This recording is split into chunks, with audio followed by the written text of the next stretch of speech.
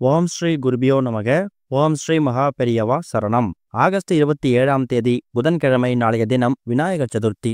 இப்போ நாம சொல்லக்கூடிய இந்த ஒரு மஞ்சள் மூட்டைய உங்க வீட்டோட நிலைவாசல் நீங்க கட்டி தொங்க விடுறதால பணம் கோடி மடங்கு பெருகும், செல்வம் வீட்டில் தாண்டவமாடும். அது என்ன மஞ்சள் மூட்டை, அதை எப்படி தயார் பண்ணணும்னு பார்க்கறதுக்கு முன்னாடி நம்மளோட வீடியோஸை இப்போ நீங்கள் ஃபர்ஸ்ட் டைம் பார்க்குறீங்கன்னா மறக்காம சப்ஸ்கிரைப் பண்ணிக்கோங்க. தொடர்ந்து இது மாதிரி அப்டேட் தெரிஞ்சுக்கிறதுக்கு பக்கத்தில் நோட்டிஃபிகேஷன் பெல்லை கிளிக் பண்ணி ஆல் அப்படிங்க செலக்ட் பண்ணிக்கோங்க.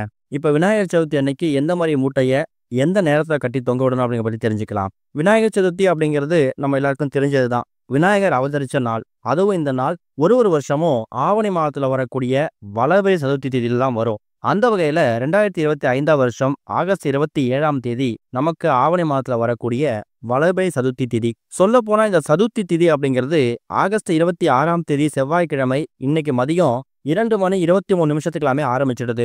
அது புதன்கிழமை மதியம் 3:52 வரைக்கும் இருக்கு. சூரிய உதயத்தை கணக்கு பண்ணி நம்ம புதன்கிழமை தான் விநாயகர் சதுர்த்தியை கொண்டாட போறோம். புதன்கிழமையில பொதுவா யமகண்டம் அப்படிங்கிறது காலையில 7:09 வரும். ராகு காலம் 12:01 வரும்.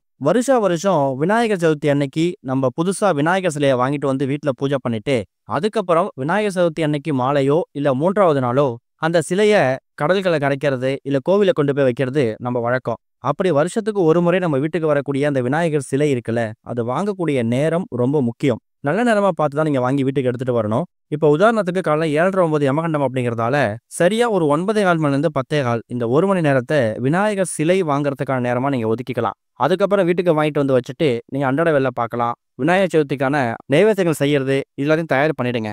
மதியம் 12:01 வரைக்கும் ராகு காலம் இருக்கு. விநாயகர் சிலைக்கு வந்து வழிபாடு பண்றது, அபிஷேகங்கள் பண்றது, நைவேத்தியங்கள் செஞ்சு வச்சு படைக்கிறது, இது எல்லாத்தையும் சரியா ஒரு 1:30 மணிக்கு மேல பண்றது விசேஷம். ஏன்னா 12:01 நீங்க ராகு காலத்தையும் தாண்டி இருப்பீங்க.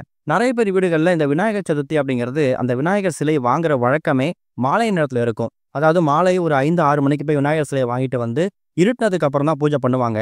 ஆனா இந்த வருஷம் நீங்க அப்படி தாமதப்படுத்தாம முடிஞ்சா மதியம் ஒரு 3:30 மணிக்குள்ள விநாயகர் சதுர்த்திக்கான பூஜையை முடிச்சிடுங்க. ஏன்னா 3:52 சதுர்த்தி திதி முடிஞ்சிடும். அதே மாதிரி உங்க வீடு பக்கத்துடைய கோவிலுக்கு போயிட்டு அங்க நடக்கக்கூடிய அபிஷேகங்களுக்கு தேவையான பொருட்களையும் உங்க கையால வாங்கி கொடுக்கலாம். பால், பழம், பன்னீர், அதே மாதிரி விநாயகர் சிலைக்கு தேவையான அந்த மாலை, எருக்கம்பூ மாலை, அருகம்புல் மாலை, இது எல்லாத்தையுமே நீங்க உங்க கையால தயார் செஞ்சு எடுத்துட்டு போய் கொடுக்கறதும் விசேஷம் தான். குடும்பத்தோட கோவிலுக்கு போயிட்டு விநாயகர் தரிசனம் பண்ணி ஒரே ஒரு சிதறு தேங்காய் உடைச்சிட்டு வர்றதுக்கு மறக்காதீங்க. ஏன்னா விநாயகர் அவதரிச்ச இந்த ஆவணி மாத வளர்பிறை சதுர்த்தி தேதி அன்னைக்கு நீங்க விநாயகர்கிட்ட ஒரு கோரிக்கையை முன் வச்சு, அது எந்த விஷயமா வேணா இருக்கலாம். தொழில வியாபாரத்துல முன்னேற்றம் ஏற்படணும், குழந்தைங்களோட கல்வி நல்லா இருக்கணும், குழந்தை பாக்கியம் உண்டாகணும், இப்படி எந்த விதமான நல்ல காரியமா இருந்தாலும் சரி, அதுக்காக கோவிலை சுற்றி வலம் வந்துட்டு ஒரே ஒரு சிதறு தேங்காயை உடைச்சிட்டு நீங்க வீட்டுக்கு வந்து பூஜை பண்ணீங்க. இதுதான் விநாயகர் சதுர்த்தி அன்னைக்கு ரொம்ப எளிமையா வழிபடக்கூடிய வழிபாட்டு முறைகள். இது எல்லாமே நீங்க வருஷம் பண்ணக்கூடியது. இது இல்லாம இப்ப நாம சொல்லக்கூடிய இந்த ஒரு மஞ்சள் மூட்டைய நீங்க உங்க கையால தயார் செஞ்சு உங்க வீட்டோட நிலைவாசலை கட்டி தொங்க விடணும். இந்த மூட்டையில வைக்கக்கூடிய பொருள் ரொம்ப முக்கியம். இதுல 9 வகையான பொருளை நம்ம சேர்க்க போறோம். ஆனா அந்த 9 வகையான பொருளையும் நீங்க தனித்தனியா வாங்கணுங்கிற கட்டாயம் கிடையாது. பொதுவா கடையில போயிட்டு இந்த பேரை சொல்லி நீங்க அந்த பொருளை வாங்கிட்டு வரலாம். அதுதான் நவ தானியங்கள். நவனா 9 தானியங்களை மொத்தமா கலந்து சூப்பர் மார்க்கெட்ல இல்ல உங்க வீடு பக்கத்துடைய மளிகை கடைகள்ல இந்த நவதானியங்கள் விற்பாங்க. எல்லா விதமான செல்வங்களும் எல்லா விதமான கடவுள்களுக்கும் ஒரு முக்கியமான பொருள் இந்த நவதானியம். ஒரு கிரகத்துக்கும் ஏற்ற ஒரு தானியமும் கலந்து எல்லா விதமான கிரக தோஷங்களும் அடிபடுறதுக்கான ஒரு முக்கியமான ஒரு பொருள் இந்த நவதானியம். அது ஏன் பிள்ளையார் சதுர்த்தி அன்னைக்கு விநாயகர் சதுர்த்தி அன்னைக்கு பயன்படுத்துறோம்னா, மலைக்கோட்டை மாதிரியோ பிள்ளையார்பட்டி மாதிரியோ விநாயகர் கோவிலுக்கு போனீங்கன்னா அங்க வெள்ளருக்கு வேறு கட்டளை செஞ்ச விநாயகரை பார்த்திருப்பீங்க.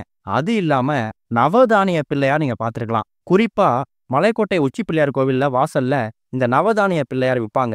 இந்த நவதானிய பிள்ளையார் யார் ஒருத்தவங்க வீட்டுல இருக்குதோ அவங்க வீட்டுல பொன் பொருள் இது மட்டும் கிடையாது, அவங்க தினமும் பயன்படுத்தக்கூடிய சமையலுக்கு பயன்படுத்தக்கூடிய அந்த அரிசி, பருப்பு, தானியம், இது எதுக்குமே பஞ்சமே வராது.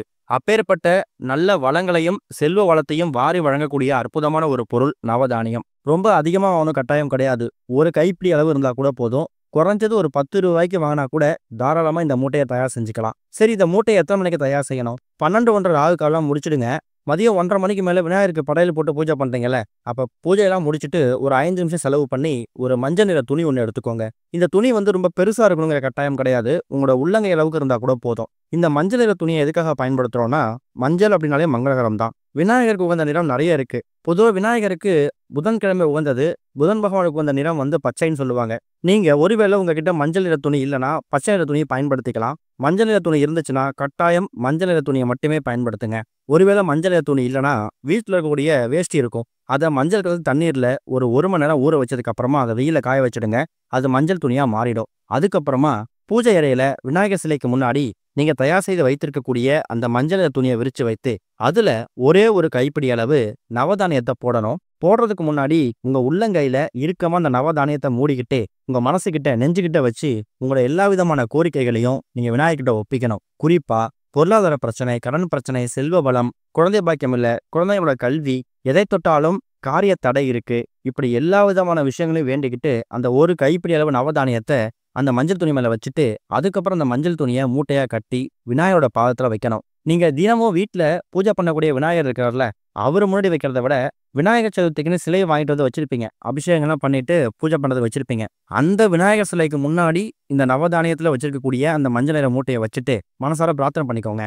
சரியா ஒரு அரை மணி நேரத்துல 1 மணி நேரம் இந்த மஞ்சள் நிற மூட்டையை விநாயகரோட பாதத்திலே இருக்கட்டும். இந்த பரிகாரத்தை செய்யறத மாலை 3:52 நிமிஷத்துக்குள்ள பண்ணிடணும். ஏன்னா அதுக்கப்புறம் சதுர்த்தி திதி முடிஞ்சிடும். ஆனா இதை நிலைவாசல கட்டுறத நீங்க மாலை ஒரு 6-7 மணிக்கு மேல கூட கட்டிக்கலாம். ரொம்ப எளிமையா சொல்லணும்னா சதுர்த்தி திதி முடியறதுக்குள்ள நவதானியத்தை மஞ்சள் துணியை வச்சு மூட்டையா கட்டி விநாயகர் பாதத்துல வச்சு பூஜை பண்ணி உங்க கோரிக்கையை முன் வச்சிடுங்க. அதுக்கப்புறம் உடனே ஒரு அரை மணி நேரம் கழிச்சு நேரம் இருந்தா சதுர்த்தி திதி முடியறதுக்குள்ள இந்த மூட்டையை நிலைவாசல கட்டிடலாம். இல்ல அதுக்குள்ள பண்ண முடியல, வெளியில போறோம், கோவிலுக்கு போறோம், நேரம் அமையல அப்படிங்கிறவங்க விநாயகரோட பாதத்துல அந்த மூட்டையை வச்சுட்டு நீங்க கொஞ்சம் ஓய்வு நேரம் கிடைக்கும் போது மாலை ஒரு 6-7 மணிக்கு மேல கூட அந்த மூட்டையை நிலைவாசலை கட்டி தொங்க விட்டுறணும். நிலைவாசல் அப்படின்னா வெளியிலேருந்து வீட்டுக்குள்ள வரும்போது உங்க பார்வை இந்த மூட்டை மேல விழுற மாதிரி இருக்கணும். செவ்வாய்க்கிழமைகளையும் வெள்ளிக்கிழமைகளையும் குறிப்பா புதன்கிழமை அன்னைக்கும் இந்த நவதானிய மூட்டைக்கு தூபதீபம் போடுறத மறந்துடாதீங்க. அதே மாதிரி சுத்தபத்தம் இல்லாம இதை தொடர்றதை தவிர்க்கிறது நல்லது. நவதானியங்கள், அதுவும் குறிப்பா விநாயகருக்கு உகந்த இந்த நவதானியங்களை ஒன்னா கட்டி நம்ம வாசலை கட்டி தொங்க விடும் போது வீட்டில் இருக்கக்கூடிய எல்லா விதமான கிரகதோஷ பாதிப்புகளும் நிவர்த்தி ஆகும். குறிப்பா அந்த ராகு கேது தோஷம் இருக்கிறவங்க பிள்ளையார்பட்டி விநாயகரை வணங்கலாங்கிறது ஒரு பெரிய நம்பிக்கை. அப்படி கிடையாது. எந்த கிரகதோஷ பாதிப்பா இருந்தாலும் நம்ம விநாயகரை வணங்கும் போது அதுல நமக்கு விடுதலை கிடைக்கும். கிரகதோஷ பாதிப்பால ஏற்படக்கூடிய விழக்கூடிய அடி ஓங்கி விழாம தாங்கி விழும். இதுதான் இந்த நவதானிய மூட்டையை நீங்க தயார் செய்ய வச்சதுக்கான முக்கியமான அர்த்தம். பார்க்கறதுக்கு ரொம்ப எளிமையான விஷயம் மாதிரி தெரியும். இந்த நவதானியத்தோட விலை குறைஞ்சது ஒரு 50 ரூபாய்க்கு நீங்க வாங்கினா கூட போதும். செலவு பண்ணக்கூடிய நேரமும் ஒரு 5-10 நிமிஷம் தான். அவ்வளவு சீக்கிரம் இந்த நவதானியம் கெட்டு போகாது. 6 மாதத்துக்கு ஒரு முறை மட்டும் அந்த பழைய நவதானியங்களை எடுத்து பிரிச்சு பார்த்து அது கெட்டு போயிருந்தாலோ பூச்சி பிடிச்சிருந்தாலோ அதை அப்படியே அந்த மஞ்சள் துணியோடய தண்ணியில விட்டுட்டு மறுபடியும் ஏதாவது ஒரு சதுர்த்தி திதி முடிஞ்சா வளர்பை சதுர்த்தி திதி அன்னைக்கு விநாயகர் பாதத்துல வச்சு எடுத்தீங்கன்னா அடுத்த ஒரு 6 மாதம் விநாயகர் சதுர்த்தி வரைக்கும் நீங்க நிலைவாசலை கட்டி தொங்க விட்டுக்கலாம். இந்த ஒரு விநாயகர் சதுர்த்தி அன்னைக்கு இதை ஆரம்பிங்க, நல்லது நடக்கும். ஓம் ஸ்ரீ குருபியோ நமக. ஓம் ஸ்ரீ மகா பெரியவா சரணம்.